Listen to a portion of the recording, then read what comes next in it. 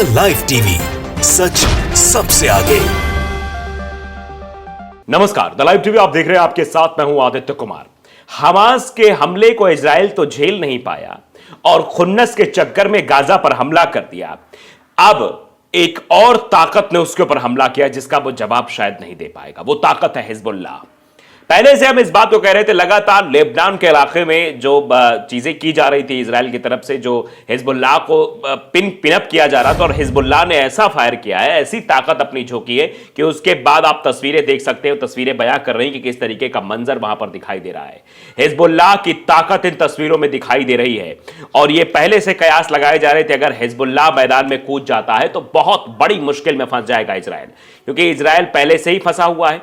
Israel Hamas के हमलों से फंसा हुआ है, ईरान लगातार चेतावनी दे रहा है, और ऐसे में अब हिजबुल्लाह की तरफ से एक कदम उठाया गया है, तो आप समझ सकते हैं कि इजराइल की हालत इस वक्त क्या होगी। हिजबुल्लाह लड़ाकों ने एक इजरायली बख्तरबंद कार्मिक वाहक पर एंटी टैंक मिसाइल प्रणाली से हमला करने की कोशिश की, लेकिन जाहिर तौर पर वाहन के सामने पहाड़ पर हमला हुआ। ये आप तस्वीर देख सकते हैं कि Hezbollah fighters try to hit an Israel armoured personnel carrier with an anti-tank missile system, but the apparently hit the hill in front of the vehicle। यानी उसके बगल में ये धमाका हुआ है, और इससे आप अंदाजा लगा सकते हैं कि किस तरीके से इजराइल की हवा टाइट है। और चौतरफा ये चर्चा हो रही है कि हिजबुल्लाह मैदान में कूदा है, हमास भी मैदान में है, हिजबुल्लाह ईरान की तरफ से चेतावनी दी जा रही है।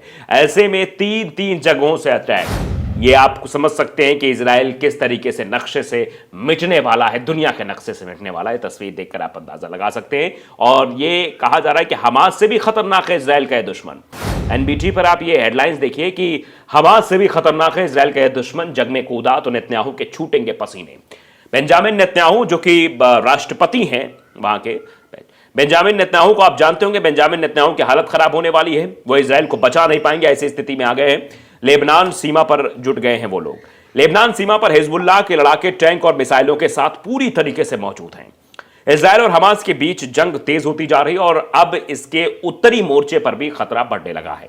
लेबनान का आतंकी संगठन हिजबुल्लाह भी अब जंग में कूद सकता है। अगर यह संगठन उतरा तो फिर इजराइल की दिक्कतें बढ़ सकती हैं। कूद सकता नहीं है, कूद गया है। यह कूद सकता है कि जो लाइन लिखी गई है इस वेबसाइट में, यह पहले की है। अब हालात तो बद से बदतर हो जाए। 13 अक्टूबर की बात कही जा रही है, आज है 18 अक्टूबर, यानी 18 अक्टूबर तक चीजें बहुत बदल गई हैं। इजराइल और हमास के बीच जो जंग और गंभीर हो सकती है। लेबनान का आतंकी संगठन हिजबुल्लाह भी इस युद्ध में कूदने के लिए बेकरार है। हमास की तरह ही इस संगठन को भी ईरान का समर्थन हासिल है। फिलहाल यह संगठन अभी सिर्फ बॉर्डर पर है, लेकिन किसी भी समय यह जंग में उतर सकता है, और जंग में उतर सकता नहीं बल्कि उतर गया है। ये 13 तारीख की मैं खबर आपको बता रहा हूं, और अब क्या हालात क्या है ये तस्वीरों के माध्यम से भी मैं आपको दिखा चुका हूं। इजराइल के राजनीतिक और सैन्य नेता जहां एक तरफ अगले कदम पर विचार कर रहे हैं, तो वहीं उनकी नजरें हिजबुल्लाह पर भी टिकी हुई है। इजराइल के उत्तरी बॉर्डर पर किसी भी समय हलचल हो सकती है। कई जानकार मानते हैं कि अगर हिजबुल्लाह युद्ध में हमास के साथ आया तो फिर स्थितियां विकट खड़ी हो सकती हैं, स्थितियां विकट हो सकती है, मतलब ये काबू में नहीं आ सकते हैं किसी के। इजराइल के तो खासतौर पे नहीं आ सकते, इजराइल की तो हालत ही खराब हो जाएगी। नेतन्याहू को समझ ही नहीं आएगा करें तो करें क्या। लेबनान सीमा पर हिजबुल्लाह के लड़ाके टैंक और मिसाइलों के साथ जुट गए हैं। हिजबुल्लाह के पास हजारों रॉकेट और मिसाइलें हैं जो इजराइल में लगभग कहीं भी निशाना लगाने में सक्षम है। इस संगठन को हमास की तुलना में कहीं ज्यादा मुस्लिम दुश्मन के तौर पर देखा जाता है। लेबनान में एक नए मोर्चे की संभावना ने साल 2006 में हिजबुल्लाह और इजराइल के बीच 1 महीने तक चले भयानक युद्ध की कड़वी यादें ताजा कर दी हैं। 34 दिन तक यह युद्ध चला था। इस युद्ध में हिजबुल्लाह थोड़ा कमजोर था। 2006 के अगर हम हिजबुल्लाह की बात करें और अगर 2023 के हिजबुल्लाह की बात करें तो इसकी ताकत बढ़ चुकी है। उस समय महज 14,000 मिसाइलें थी सिर्फ हिजबुल्लाह के पास। इस वक्त सेना भी बढ़ चुकी है और मिसाइलों की संख्या लगभग 1.5 लाख के पार पहुंच चुकी है। यानी हिजबुल्लाह कई गुना ताकतवर हो गया है 2006 के मुकाबले में। अब 2006 की बात करिए, 2006 में सिर्फ अकेले हिजबुल्लाह ने 34 दिन तक इजराइल से पंगा लिया था। युद्ध 34 दिन तक चला था। भले ही थोड़ा ज्यादा नुकसान हो गया था हिजबुल्लाह को, लेकिन उस युद्ध में 34 दिन तक खड़े रहना, वो भी इजराइल के साथ, अपने आप में बड़ी बात थी। तो अब तो दो लोग हैं, हमास भी है, हिजबुल्लाह भी है। हिजबुल्लाह अपनी कई गुना ताकत को अपने अंदर समेटे हुए इजराइल को चुनौती दे रहा है। हमास के साथ मिलकर इजराइल को नेस्तनाबूद करने के लिए बेकरार है, तो आप इससे अंदाजा लगा सकते हैं कहां 14,000 और कहां 1.5 लाख, यानी 14,000 से 1.5 लाख मिसाइलों के साथ अब मजबूती के साथ हिजबुल्लाह खड़ा है। और हिजबुल्लाह की एक एक हुंकार इजराइल के लिए खतरनाक साबित हो सकती है। दरअसल लेबनान सीमा पर हिजबुल्लाह लड़ाके टैंक और मिसाइलों के साथ जुट गए हैं। हिजबुल्लाह के पास हजारों रॉकेट और मिसाइलें हैं जो इजराइल में लगभग कहीं भी निशाना लगाने में सक्षम है। इस संगठन को हमास की तुलना में कहीं ज्यादा मुश्किल दुश्मन के तौर पर भी देखा जाता है। ये हमास तो बहुत नीचे है, मतलब कम खतरनाक है, लेकिन हमास से भी ज्यादा खतरनाक हिजबुल्लाह है। किसके लिए? इजराइल के लिए। लेबनान में एक नए मोर्चे की संभावना ने साल 2006 में हिजबुल्लाह और इजराइल के बीच 1 महीने तक चले भयानक युद्ध की कड़वे यादें ताजा कर दी हैं। ये दोनों पक्षों के बीच गतिरोध और तनावपूर्ण माहौल में खत्म हुआ था। पिछले 6 दिनों से इजराइल ने गाजा की घेराबंदी करके रखी है। 7 अक्टूबर को दक्षिणी इजराइल पर हमास के खतरनाक हमले के जवाब में इजरायली सेना की तरफ से सैकड़ों हवाई हमले गाजा पट्टी पर किए गए थे। इजराइल की सेनाएं 23 लाख फिलिस्तीनियों की आबादी वाले इलाके को निशाना बना रही हैं। इजराइल ने हमास को खत्म करने की कसम खाई है।